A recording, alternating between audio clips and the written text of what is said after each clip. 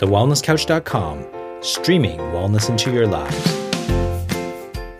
This is Up for a Chat with Cyndi O'Meara, Karen Smith, and Kim Morrison.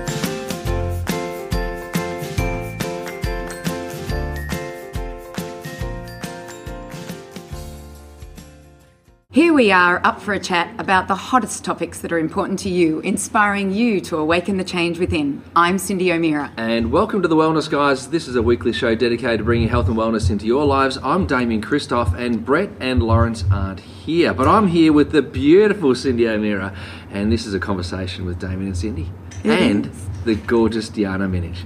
Now, I interviewed Deanna a couple of weeks ago, and I had some terrible tech issues, and we're at the Bioceutical Symposium in Sydney, and we've stolen the food plate from Deanna. We've sat her down and we said, we're going to re-interview. So I've invited Cyndi along, and we're going to be sharing this podcast on both Up for a Chat and The Wellness Guys. So, Deanna, it's great to see you in the flesh. Yeah, Love it's it. so good to be here. Good to be down under. Yeah, and I'm sitting really close to Deanna because she has this amazing energy that she throws off, and I think it's making the colours in my body better. It's amazing. That would be jet lag.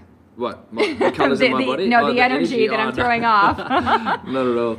Deanna, you've it's been an incredible weekend so far, and we're only halfway through. There's still another day and a half to go. I've loved listening to you speak and to what you've been speaking about, and the session that I had to leave early and just before, you were speaking about supplementation and the requirement, the need for people to ensure not only are they having a great diet, but also to include other nutrients in their diet as a result of deficiencies in farming or problems associated with preparation of food or cooking. I'd love to hear more about supplementation. You know, obviously not all supplements are equal. There's some very, very poor quality supplements that we have in Australia. Terrible quality supplements that we have in Australia. And I know in the US as well there's terrible supplements. But where would somebody start with the right sort of supplementation? Yeah, well, you know, I was mentioning in the talk too that I think that there are some cornerstone supplements that everybody should be on, no matter what.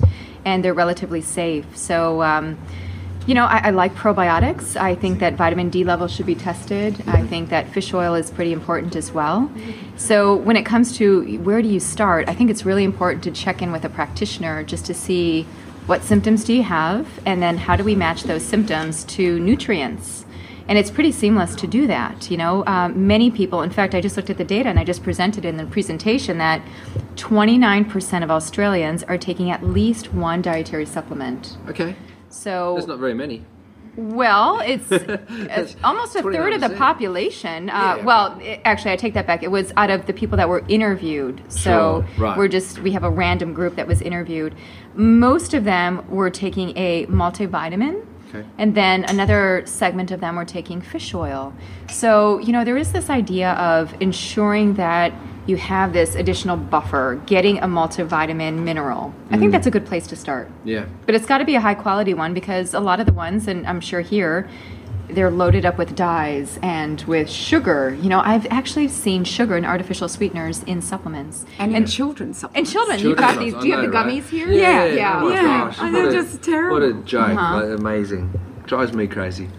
What's really interesting is that in Australia, the average Australian will take 46,000 tablets in their lifetime. Really? Yeah, that's the statistics. And now, is that pharmaceuticals? Or everything. From everything. Any tablet that they're taking, whether that be supplementation, whether that be medication, and no doubt more would be medication than supplementation. But that's the stats. In England, it's 40,000. I have no idea what it is in the US. I've only looked at those two. It'd be high. I'm sure it's really high. Yeah. But the thing that I really struggle with supplementation, and we were talking about this afterwards, is that in Australia, many of the companies will just go to one company to get their supplements made up. So they'll say, this is the formula I want, will you make it up? They then source their supplements, and I've rung the company and said, where are you sourcing your supplements from? And I'll find that the minerals are mined. Yeah. The vitamin, like vitamin C, is coming from wheat in a fermented way. Good point. Vitamin A is acetone. Right. Vitamin B1 is from the petrochemical industry. And I started to really research this, and I went, well, how can these supplements be worthwhile? So quality is definitely what people have to look at, but who do they know who to trust? Yeah, well, they have to ask the hard questions like you just did. One of the things that I mentioned in my presentation was that my preference is to use whole food sources of vitamins and minerals and just even phytonutrients. So, when you have a whole food source and you know where it's derived from, then you know what you're getting. Many vitamins and minerals are synthesized, and you're correct. I mean, in fact, many of them are actually genetically modified if you start looking under the hood. There are some vitamins that are only made through that type of chemical synthesis. So I think as much as possible, sticking closer to nature, getting the full complement of the different isomers that are found in a plant versus just having one in isolation in very large amounts. But I think your point is well taken. I mean, there is this idea of quality. And so if we're having a terrible supplement with poor quality that we haven't looked into, then chances are we may not get the benefit. I think the other thing with supplements is that many times people can't tell whether or not it's doing anything. So if you take a multivitamin and you don't have really any symptoms, it's kind of hard to say, well, is this doing me any benefit? So then you might fall off and stop taking it.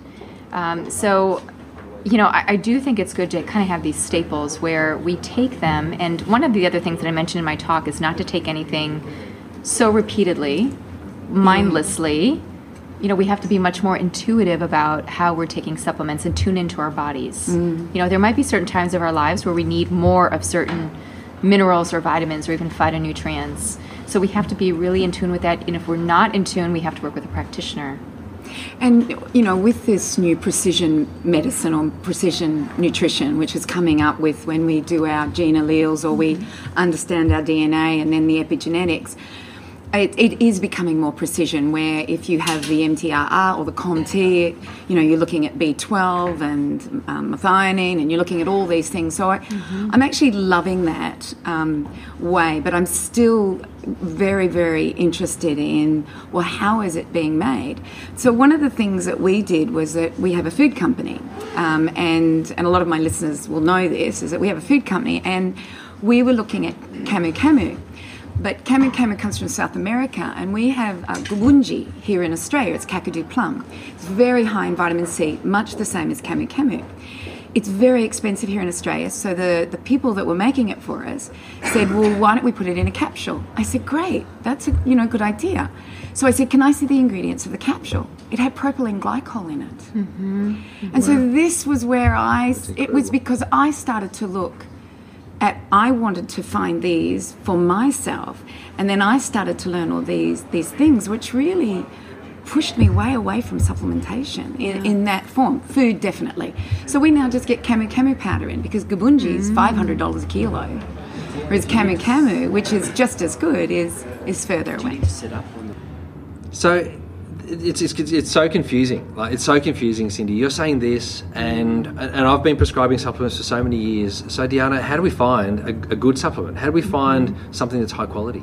Yeah, it requires us to really get a little bit educated about the certain things that are in supplements, right? So if we start with a multivitamin, what I'd like everybody to do is to read not just the vitamins and minerals that are in the product, because of course those are going to be there, but look at things like the excipients and the other things that are in the supplement. How do you find that out? Well, it's on the label. They have to claim it. No, not here. Not always here. No. You have to ring the manufacturer. Yeah, we can't find out here. So, unlike food, where every ingredient has to be put into, in a supplement here in Australia, it only puts the active ingredients in there. You don't know what the excipients are. So you don't know what the excipient, you don't know if there's sugar, you don't know if there are dyes or you know if phthalates there's or gluten, parabens. because it says does not contain gluten, or it does not contain yeast. So you might see that, but you won't find excipients. Oh, well then you better call the manufacturer, absolutely. Yeah. I did it with Centrum, so I think Centrum's in the US, and so I got the US label, and then I got the Australian label, and the US label gave me so much more information, and the Australian label gave me nothing. And another company was selling these fish. Have you seen these colourful fish that have fish oils in them for kids? And somebody gave it to me and said, oh, what do you think of these, Cyndi? And I picked it out and put it on my tongue. It was as sweet as sweet could be. And then I opened it up. It didn't look like fish oil. So I rang the manufacturer and I said to them, could you tell me what's in these? Oh, no, that's a proprietary blend. You tell me what allergy your children have and I'll let you know if it's in there. Oh, No, my word. really. Yeah, that was those That's fish oils, unreasonable. Nature's Way ones. This puts it. Wow. Sorry, Oh, well, it's nature's way. Nature's way, Keep yeah. your eyes open. If they're not going to be forthcoming, you and I have got to be forthcoming with what's in our food products that we manufacture. Yeah, we do. And people are ingesting it. And these are Australian-listed, TGA-approved supplements. So we should be able to find out what's actually in them. Absolutely. Oh, wow. Does it surprise you? It does surprise me. I had no idea. Yeah. Because in my talk today, I was just assuming that everybody's going to read the labels, right? And so it sounds like you've got to do a lot of homework. So maybe for the listener, too, to check in with a practitioner who's pretty well versed in different supplements. It sounds like that's a necessity. So what types of practitioners here would be well versed in supplements? Would it be naturopaths and chiropractors, and probably not as much in the way of medical doctors, correct? Most medical doctors won't be, but the integrative GPs will be, and Yeah. some functional doctors, medicine doctors will be. Yeah. In fact, you would expect functional medicine doctors to be. And how do wouldn't people say- find these doctors? Well, you can go to different websites. So there's the ACNEM, so ACNEM. There's also AMA. So there's a number of different integrative general practitioner or integrative medicine websites that people can actually go to. And, even to that extent, I'll say something that might upset my colleagues. Not all chiropractors sell high-quality nutrients. Some chiropractors out there are selling nutrients that have been imported from the United States. Isogenics. Well, there's one. And what we actually find is that, whether it's a multi-level marketing spin or if it's a evangelic presenter gets up and says, this is the best way to have it. Makes you it's- suspicious, doesn't it? I don't like it. But there's chiropractors out there that are selling it. And so not all chiropractors will sell the right stuff. Same as naturopaths. Not all naturopaths will sell the right stuff too. So I don't want to be going into branding and naming brands of the ones that are the best ones. But I think the key thing to look for is a practitioner, like a naturopath or an integrative GP, and potentially a chiropractor as well, or an osteopath, who's actually doing further study, not just has done a couple of weekend courses. They actually have to have done further study. Maybe they're part of a special interest group. But how will a patient know? How will the average listener listening to the show know what that practitioner? What questions do they have to ask? Sounds like so much work just to get a supplement here. It's a bit of work. And obviously there's a relationship and a rapport that's built with the practitioner and the patient. Yeah. So I think that, to some extent the patient needs to feel like they can trust their practitioner. I think that's really important. And even if this might sound a little strange, but I think, Deanna, you're on my page with this one. I think Cyndi will also get this.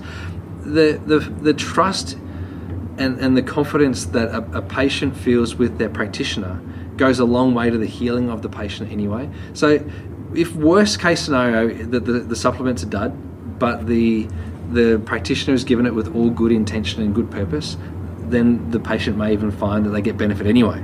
But I don't know if this is the safest way to go about it. Right. Well, that You know what sounds I mean? like almost the placebo effect, right? Yeah. Which is very powerful. Well, it's 60%, right? Yeah. Well, It's a sticky one. if let's just assume that there are high quality supplements that people have access to. Yeah. And I want to talk about the different ones that I think people should have, Yeah. no matter what they have going on for them. Okay, great. Right? So today in my talk, I talked about the 3 top things. If I was stranded on a desert island, what would I want? Coconuts? Salmon. I love salmon. It's like I can't live without it. Well, you're talking food now, but if we're talking food, I definitely would want broccoli. My broccoli. Yeah, Oh, okay, we'll go There we broccoli. go. Yeah. The sweet potato? Can we have that? Yeah, this is sounding like a good meal. That's all right, isn't it? So here's one. I do think that most people, just about everybody, needs some kind of probiotic. Everybody's gut is in disarray. And one of the easiest ways to fix the gut and get in there and affect multiple mechanisms is really using multi-strain probiotics. Yeah. And so many people have a lot of questions about probiotics. What kind do I use? What strain and how much? And, I think that that's a really good place to start. Multi-strain. If you have a specific condition, it's good to work with a practitioner on a specific strain that will target that condition. 100%. What I love about probiotics is that they've been isolated from the gut. So we know that they actually do exist in the gut, so they're commensal. And so even if at label there's not, at the date, like when they're purchased from the shelf, even if there's not as many in there that we would hope that there would be in there, there's still bacteria that would normally reside in the gut. So my thing around it, and tell me if I'm wrong here or you don't agree with me, my thing around probiotics is that they should be cycled. So I would say use a probiotic for a period of time and then get off it, and then try another one and then get off it, and then try another one. And it might not be for many, many months or years before you go back to that original one that you had. This is all in the case of somebody being well. So if you're not trying to treat or manage a condition or a disease, you just want to do wellness, just cycle your probiotics. So you're not just growing one particular type of tree in your gut. You're growing many different types of flora and fauna. That's my feeling. Well, gosh, I would apply that principle throughout all of dietary supplement use. Okay. So today in the talk, I talked about getting variety and never stick to one thing for too long. So I have this... So if someone's taking CoQ10, should they stop that for periods of time? Well, here's my general philosophy. I think that being on something for a certain period of time, like 3 weeks on and then 1 week off, because when we're so used to seeing something coming into the body, we start getting used to it, and the body is really smart and adaptable. Yeah, right. And so we may start to change our physiology based on the presence of that nutrient, and the body stops working so hard then. And so I think that we see this with botanical medicine, with a lot of these herbs, I should say. Love it. The way that they work, and I've observed this clinically, is that after a certain period of time, especially the adaptogens, the things that help us work with stress response, they stop working after we've taken them for several weeks. So we need to almost reset and allow the body to see them again. Nice. Yeah. This is the whole adage of what can heal can harm, isn't it? You know, so we say this in chiro, whilst the adjustment is incredibly powerful and should help the body to heal itself, we also acknowledge that if it's done incorrectly and given at the wrong time in the wrong place, then the adjustment can be quite dangerous. Yeah. And so the same as nutrients and supplementation. If you're taking supplements, and let's face it, supplements are just, I suppose, a safer form of drug, you actually affecting change within the body, and you need to give your body a rest from that. You need to give your body a rest, absolutely. And it doesn't have to be a 3 weeks on, 1 week off. It could be every other day. Yeah, sure. So with the probiotic, back to the probiotic, maybe doing a higher dose probiotic less frequently throughout the week. Oh, nice. So I'm noticing that some people do like 15 billion. Yep. I like people to do 50 or 100 billion less frequently. Yeah, And I love that. bigger people need bigger guts. One other thing with supplements is that we don't have a certain amount per kilogram body weight. Like they do with drugs. Yeah. Yeah. Yeah, and so we see them all just on one particular level, and I think we're far away from getting that and really seeing that, but that's just one other thing to consider. One of the things that I do, so I have a probiotic, but it's on food. It's based on food. So it's like getting sauerkraut and doing the fermentation on the cabbage, becoming sauerkraut. Then we dry it and we just put it into a container. But I've got more foods in there. And what I do is that I will put a teaspoon in a can of coconut cream that I put into a glass jar, and I'll sit it out on my bench for 2 days. And it will ferment the coconut cream, and it gives me a different prebiotic, and it allows more probiotics. So instead of me having, a container that's got 50 grams of probiotics, I now have just created a yogurt that's out of a teaspoon of it that is going to give me billions and billions. So that's one way I do it. I also do it with coconut water. So I just put a teaspoon of my probiotic in the coconut water, sit it out on the bench for 2 days. It gets really fizzy and quite tingly, actually. It's quite amazing. Yeah. And I do juices. So I juice carrot and beetroot, and I'll put cucumber and something like that in. Then I'll put a teaspoon of my probiotic in there and let it ferment that. And then I might do, I might make a mix of mango and coconut cream, put the probiotic in. So I'm actually producing more of that probiotic as opposed to just eating the probiotic, or the probiotic with no prebiotic. So, and I know people, you can do it with capsule ones as well. I've seen that, but I'm a food girl. I'm a food girl through and through, and I like to see how creative I can be in creating my own, as opposed to always relying on manufacturers to do that. So that's how I do it. That's a great idea. I always like to default to whole food sources of different nutrients, because you have more things in there that's changing perhaps the digestibility or how the body assimilates it. So there's something to be said about having those types of complexes versus an isolated nutrient. Yeah. And when we realise that when we do ferment something, we increase the nutrient value of that. Yeah. So if I'm putting a juice in there that I've juiced myself, that has all of the beautiful nutrients, but it has the sugar as well, and let's say we have someone who cannot be having sugar, well, we just get the bugs to eat the sugar, create more vitamins and minerals, and then we do it that way. So nice. I'm always trying to find ways that we can enhance our food as opposed to defaulting to vitamins and minerals. Having said that, I do have a mineral that I suggest for people to take, and it's plant-based. So, and it comes out of a plant out of South Australia. And we extract the minerals out of that. That's my one thing that I do extract out, because I don't think anyone's going to like to eat the plant.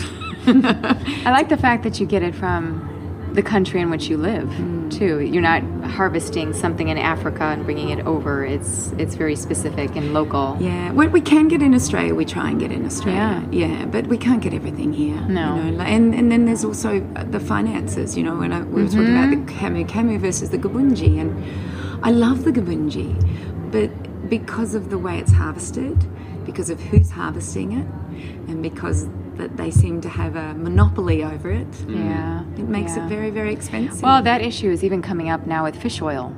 Yeah, right. That there's a crisis, a sustainability issue with fish oil, right? So there are different sources now that are emerging, like from squid or from krill or from, other sea plant sources. So I think we do have to think about that. I'm glad that you raised that, because sustainability is something that's going to impact us overall, right? I mean, that's... Well, when you the consider macrocosm. it's 5 kilos of fish to create 1 litre of oil, and I go into the chemist store and I see these huge containers with 1,000 capsules in it, and then you can read the excipients on there, or you ring them, and they've got soybean oil in there. Yeah. They've got synthetic vitamin A. Yeah, the cheap stuff's cheap. The cheap stuff's cheap. Yeah. You know, you get what you pay for. There's only Paid one for, in yeah. Australia that I reckon is any good. Yeah. Of the fish oils, and they don't put a flavour in it. They just put an essential oil in it. They put lime in it, and it's always in the refrigerator. And that's Melrose. It's the only one, and it's not in capsule form, so there's no gelatin or anything like that. And to me, like, we have not got good quality supplements, and you have to really, really, really watch what we're doing. We were actually talking about it before, weren't we? That there's 1 or 2 manufacturers here in Australia that make all the pills. That's it. Yeah, it's a bit concerning. I will say that I trust the Metagenics one. I will definitely do. And I'll say that. But I'll also say that I love the ethical nutrients, which is obviously the offshoot to Metagenics. So ethical nutrients and Metagenics. I love their oil. I love their fish oil. It's good. I take that one myself. Oh, okay. And it's standardised. And one of the things. too. I take that one. Do you? Well, so the reason I like that, and the reason why I like things to be standardised, is because once you've taken it out of the fish, it's now no longer innately intelligent. Like, it's now no longer the way in which it was intended to be taken, because it was intended to be taken in the fish, but you've taken the fish away and you're left with the oil. So regardless of whether or not it stays at 30% or a 120 and 180 combination of EPA, DHA, the greatness of a high quality supplement is that it's been standardized, it's been filtered, and now, like you would be expecting to take a supplement, it's got a medicinal property to it, and it's now drug-like, and so you want it to work the best it's possibly going to work. So I'm not too sure about the Melrose one, but I want it to be so ultra filtered and so clean, and at the same time provide the benefit. So it needs to be standardized. I want to know that every time I'm having it, I'm getting 50% marine triglycerides in the form of omega or EPA and DHA, and I don't want the soy, and I don't want the other rubbish oils. So I really like that. So we've got oil and we've got probiotics. What else on our deserted island are we going to have? Can I just ask, I just want to ask a question on the EPA and DHA. Yeah. Why are our plant sources not good enough? I know they keep talking about a limiting enzyme. But why is there a limiting enzyme? And is it because we're not healthy and we can't make enough EPA and DHA from our plant sources? I want to ask both of you. Great question. Yeah. It appears to be, well, from what I picked up the other day, when, was it Mark who was Mark was talking the other day about the different limiting, nutrients. He said Yeah. 3 to 5%. Well, I've heard Yeah. up to 22% Right. conversion rate. But I you continually must hear that be number. working- I continually hear that number of 3 to 5%. Fish only convert 9 to 12%. Yeah. Well, yeah. So I would be surprised. I don't know. Deanna, what do you? Yeah.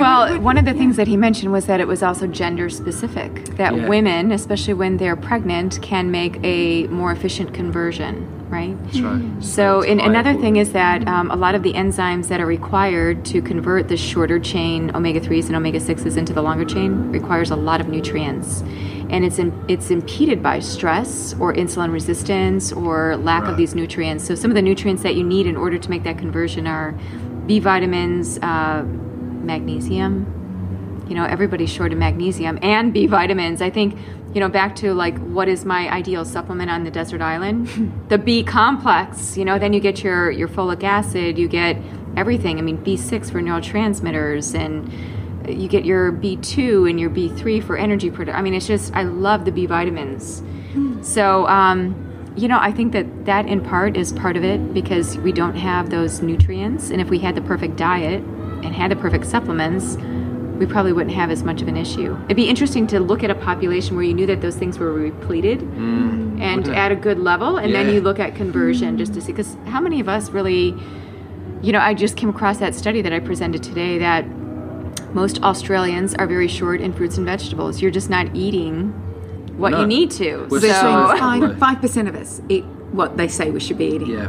And I Yeah. was shocked when I saw that. Well, that's a current up to date statistic. I was actually phoned. I was part of the. I was phoned by whoever's collecting the data, and my answer was that I have somewhere between 12 and 15 serves of fruits and vegetables a day, and the man on the end of the phone said, "Oh no, but you can only go up to 7, right?" And I said, no, I'm like 12 to 15. He goes, "Oh, well, what would you like me to put?" I said 12 to 15. He said, "Oh, I can only go to 7. I said, "Well, if you can only go to 7, just put it at 7. So they'd already limited the. Yeah. Just They're didn't make predest- sense. It yeah. was crazy. It No, was that's crazy. interesting, really. I know. So they're not Crazy. going to let us get there anyway. No, well, Wow. Coles and Woolworths are still saying 2 plus 5. That's in their nutrient recommendation. It's the standard Dietetics Association of Australia recommendation is to have 2 to 3 fruits, and 3 to 5 vegetables. So it's still Yeah. food pyramid based information here in Right. Australia. It's Well, in the terrible. States, we aim for 9 to 13 is the general guideline now. Wow, the states are doing better than us. There you We're go. aiming high, but Well, I that's don't think a always lot of been the people... thing for us. Like we've always said, we're doing better than the US, but not now. No, you're No, not. In we're many miles behind. respects, yeah. And we've got so much legislation that's holding us back too. Can we discuss iodine, maybe? Because iodine seems to be something that they're saying that we're all lacking in. Yet Australia has the RDI set at, or RDA I think we call it, is set at 190 micrograms, I think, of iodine. Now, when I was listening to one of the physicians, they were talking, we need to give them a gram a day. Well, that would be seen as toxic here in Australia. Yeah. It would be seen as toxic in Australia to give a gram a day. Yeah. Well, that's a therapeutic dose. It's different than a daily dose, right? So you have a patient with some kind of indication that you're giving that to them for a certain amount of time. So, iodine, I think of fibrocystic breast disease, I think of thyroid function. There's a lot of debate about whether or not to give iodine in Hashimoto's. That might be because of how it's utilized and Diabetic. not having enough selenium. There's all kinds of question around that. So my preference with something like iodine is to use a sea plant source. Yeah. I love sea plants. Kelp and Dulse. aramay, all of dulse and all of the different... Kombu would be nice, wouldn't it? Yeah. Which Been one? banned in Australia, kombu. Yeah. Yeah. It's been Oh, banned. it's banned? It's banned because it was too high in iodine. Wow. So it's been banned here in Australia. You cannot buy it. It's just... But I think of it as even a salt substitute like the Daniela and, because they're so rich in minerals, they're kind of, they have that salty kind of, it would be a great salt substitute.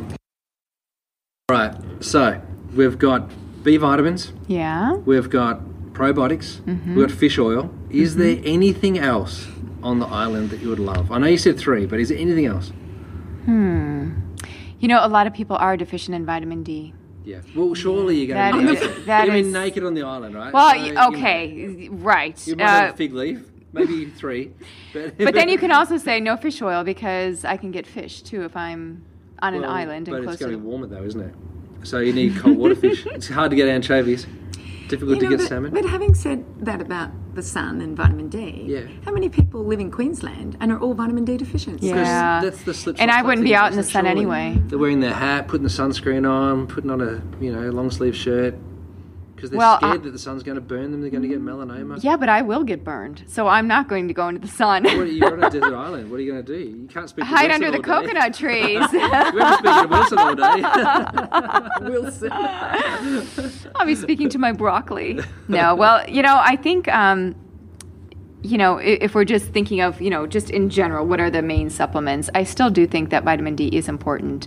And a lot of us have genetic variability in how we use vitamin D. So, for example, I have a SNP called VDR, vitamin D receptor. So even though my body's taking in vitamin D, it doesn't utilize it very well. And many people that have things like osteoporosis or low bone mineral density actually have this SNP.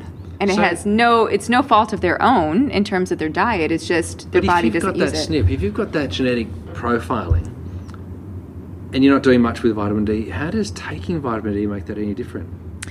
Well, sometimes you can override it. Okay. So you can bombard the receptor so that there's such a huge influx of all of this vitamin D that it just continually sees the message. Oh, okay. Right. So otherwise, if it's just coming in every now and then, you may not be able to tickle the receptor enough. But I still think... it's like a dose-dependent sort of response. Yeah. Okay. Oh, fascinating. There's a book out and it's called Lights Out. I don't know if you know the book. I forget the author now, but she basically said it's not the light in our life that's important for vitamin D, it's the darkness in our life. Ooh, that was her take on it, allowing it to synthesize over time. Well, she says if you do not have darkness, then you won't get your vitamin D, because she says you should be able to get enough vitamin D with 10 minutes of sunshine. This is what her theory is. And so she says it's all about the darkness because we have screens in front of us, we have so much light around us, and if you live in the city, it's the wrong kind of light. It's the blue light as opposed to the orange light. So the only blue light that's good is the blue light discos. But, did you ever have those underage discos? Oh, we had underage It's Australian. No, with blue light. Blue light. The police would put them on. Party animals. The police would put them on, and you'd go down. It was all safe. Let's talk about why would a person, the mentality of taking it. We seem to think that a pill's going to make us better. Pill for an ill. I think that's just how we've been raised in our society, right? You have a symptom, you go to the doctor, you get a medication, you get a drug. So I think that is the danger many times, that people think that, I can have McDonald's, I can have this hamburger, I can eat crap, and then just take the supplement and be okay. And I think that's why we see mixed reviews with a lot of studies on supplements, because here you have this poor quality diet, poor quality lifestyle, probably lots of stress, lots of pollution, lots of toxins of all types. And now you go and put a supplement on top of that and expect that to work lots of miracles. And you're not going to see any changes, right? And it's only information. There's no intelligence in the food, just information. No. It's all about, nutrition is also about the context. You have to also look at the company in which a lot of these nutrients keep. So they're only going to be as good as the milieu that you have inside, right? Great call. And there is this, in the literature, you see a lot about how the gut microbiome will influence these different nutrients that you're taking in. So you make things more potent, more strong when you've got a good, healthy microbiome. So let's talk about soy for a second, because I know it's one of those very controversial topics. And the literature is also mixed. There's a lot of emotion around soy. We think of thyroid function and GMO and, you name it. Well, it's estrogenic. It's estrogenic, isn't it? So surely there's emotion. What's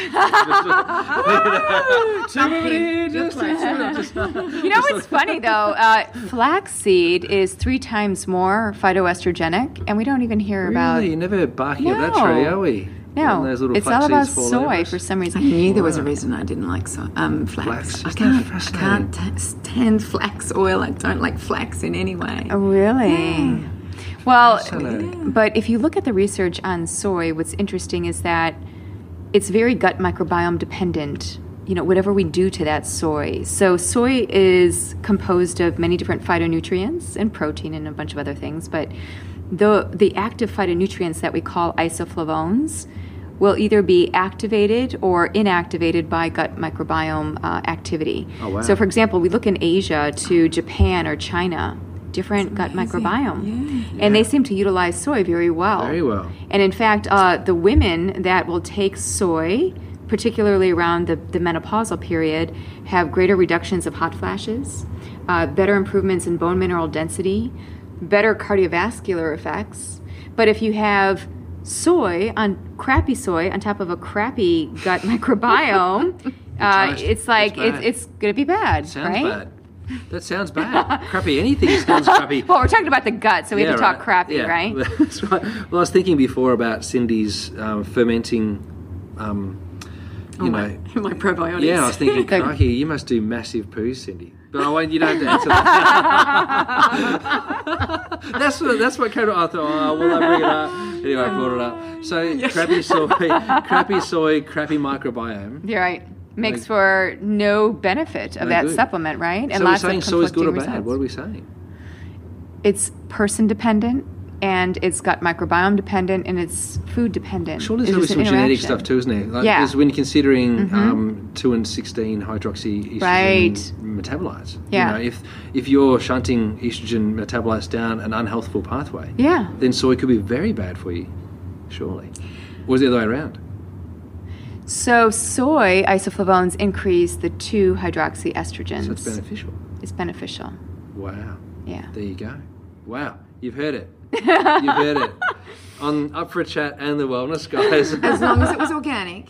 Has to be organic and it's gotta be non-GMO. organic, no GMO, non-GMO, no Roundup, no nothing. Fermented and all of that, And all those. But the Asians have used it for thousands of Right. years, but they knew how to prepare it. It was culture and tradition that taught them the preparation, which was fermenting. Well, Yeah. can I just ask about, I know we're talking supplements here, but what about edamame? So that is the seed. the soybean. soybean itself, like when it's green, right? So is it good for us? Yeah. Yeah. I mean, I it's don't going to know. I have like the different taste of it. phytonutrients, right? So when soy is fermented, it makes for different phytonutrients than the fresh form. So typically in these studies, they look at all different soy foods together. So I haven't seen a lot of studies just on edamame, but I'm assuming, it's if you can tolerate legumes, you should be fine. Okay. And I think that's something that we could possibly talk about is the difference between imprecision and precision. And that's what's being talked about a lot here. Yeah. Is precision medicine as well as precision nutrition. Do you want to discuss that? Yeah. So I think of it as personalized nutrition. So where we have an individual and we know everything about them, and therefore we can tailor the nutrients to their physiology.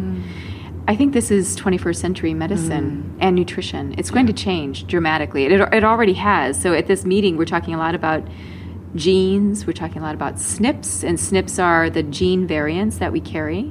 So the way that you process something like coffee might be different than me. So we see these studies and we get all excited, like, wow, I should be drinking coffee. It's Are going you to a ward fast off metabolizer or a Parkinson's. slow metabolizer? I am a slow metabolizer, so I actually do okay with coffee. I thought the slows weren't supposed to have it. The fast is also not supposed to have it. Ah. Because if you go through too fast and you don't have, it just depends on your So you're phase are you 2. just saying you're not supposed to have coffee? Because the slow and the fast. I'm Well, I fast, think any so I've kind been of going, extreme. yes, I love coffee. You can, you'd be Yeah. okay. But I only have, 1 or 2 a day. Only. The thing I don't like about coffee, we're See? going on to a different We topic just now, changed but tone too. We're just saying, I think I'm about to get into trouble. Usually it's Lawrence or Brett yelling at me, but well, here we go. I'll here's just, the question I just would ask put you both feet on the table. is why? Because I think, we heard today about cortisol, and caffeine increases cortisol in the body, and cortisol is a stress hormone, and many people are stressed. And essentially what we're masking is a lot of fatigue. We love it because it keeps us alert and beyond our capacity. But No, I never use it. long-term- I never use it as a drug. And I can go without a headache. Oh. So no no problems. Even better. Now that's a good sign. Yeah, so I can go for days and days and days without it and not have a headache. So, do you put all that stuff in it? All the butter and the MCT and the give cream me coffee and the way it's meant to be had. You know, I actually had one of those today, and I felt greasy all on the inside. I just didn't enjoy it. Yeah. You know, for me, having a coffee is Long almost it's kind of ceremonial. You know? Very ceremonial. And the ceremony of making a coffee or having a coffee with friends for me is amazing. And if it cuts 5 years off my life, if I've spent time with my friends, I'm actually okay with that. I'm all right. So my daughter and I, we every morning, like she goes and surfs and I swim, and then we meet. Wow. And we drink coffee together, Nice. and we do the crossword, and that's our day. That's how we start our It's a day. ritual. That's nice. Yeah, and then when I'm not around, she sends me photos of the crossword. Mum, help me. Aww. That's so nice. Yeah. Yes, that's ceremonial. And you're right. That to me, that's worth 10 years of my life. Yeah. To have 100%. that wonderful morning with her. So I only started drinking coffee 4 years ago. I never drank it before that, because when I did drink it, oh my gosh. You buzzed. I was just. But then I don't know. One day I drank it and I didn't feel it, and I thought, oh, okay. So you buzz? Yeah. So it depends on how much and how it's prepared. But I go with green tea. I can still get caffeine. Yeah. And with all the catechins and all the goodies that are in there, I mean, it's impeccable. It's considered a bitter. You know, it's so astringent. So it can Why have not some black tea? metabolic effects. Just because of the amount of antioxidant difference? Same leaf. I actually just like the taste, unless it's chai. I do like chai tea. I like all the spices in there with the black tea. But black tea by itself, I'm not really liking as much as green tea. Just like There you it. To me, it's a ritual. What both of you are keying into is the social eating aspects and how, you know, our cultures just lack ritual. And so it's like, how do we connect? And we connect through some kind of beverage or wine or beer or something. Food. You know, we can do that with tea and all kinds of things, right? Food, absolutely. Yeah. Well, this has been amazing. This has been could've kept amazing. We going. could keep on going. I have to We- catch a plane. I've got to get. you do. And you've got Deanna's a got a dinner, party. She's and I'm got a- going Yeah, Yes, all it's kinds of easy, stuff yeah, going so- on here. So Deanna, thank you so much for joining us on Up for a Chat and the Wellness Guys. It's like a co-branded podcast. It's What a unique. special We just event don't here do to this. be here with both of you. Oh, it's very special for us and definitely a highlight of our careers, and it's wonderful to be able to spend time with you and rub shoulders with giants. And so thank you so much, Deanna. Your knowledge thank is you. amazing. Thank you both. And you know they're all going to be jealous. Yeah. I know they will be one day. 2 boys and the 2 girls are going to be really jealous. Yeah, everybody else. We got you to ourselves. Exactly right. This That's has been exactly fun, really fun. And thank you to both of you for all of your contributions. I love your podcast. I love the fact that you get the word out in a variety of different ways. So Deanna, keep on doing the work. When they want to get in touch with you, where do they go to get your book? Yeah, my website, www.deannaminich.com. So DeannaMinich. We'll put that in the show notes too, so Yeah. everyone can get click on that, just a clickable link. That'll be making it easier. And there's the detox Super. there people can do too. And Yeah, learn I more just wrote a about book that. called Whole Detox. So it's a colorful approach to changing one's life. It's not the typical detox. It's very different. So check that out. All right, we'll I do. need to give you a book, don't You I? do. You do. Stay away from my book. Sounds great. I think for the listeners, you're the voice of reason. I read your stuff, and it's the voice of reason more often than not. Well, Yeah. that's good then. Flying off the handle and just being very emotional and hormonal, as you would say, Damian, right? Oh, here we go. I've got a bit of now that my too. words been twisted around. Here we go. I better get out of here. All right, thanks everybody. So guys, make sure you go to our Facebook page, facebook.com/The Wellness Guys. And /Up for a Chat. And make sure you give the Up for a Chat girls a 5-star rating. Yeah, Go to and- iTunes. That's right. And tell us what you thought of this episode. Share this podcast with your friends and family and other strangers you think need a wellness update. Subscribe to us on iTunes. Make sure you leave us a 5-star rating as well. Don't just give the girls one. And until next week, begin creating wellness into your lives. Lead by example, and let's change the world's health together. Join us next week on the Wellness Guys Show and Bye for now. Up for a Chat. Bye for now. See you guys. This has been a production of TheWellnessCouch.com. Check us out on Facebook and join in the conversation on Facebook.com/The Wellness Couch. Subscribe to each show on iTunes and check us out on Twitter. The Wellness Couch, streaming wellness into your lives. Whilst the Wellness Couch presenter endeavour to provide accurate and helpful information to their listeners, these podcasts cannot take into account individual circumstances and are not intended to be a substitute for health and medical advice from a qualified health professional. You should always seek the advice of a qualified health professional before acting on any of the information provided by any of the Wellness Couch podcasts.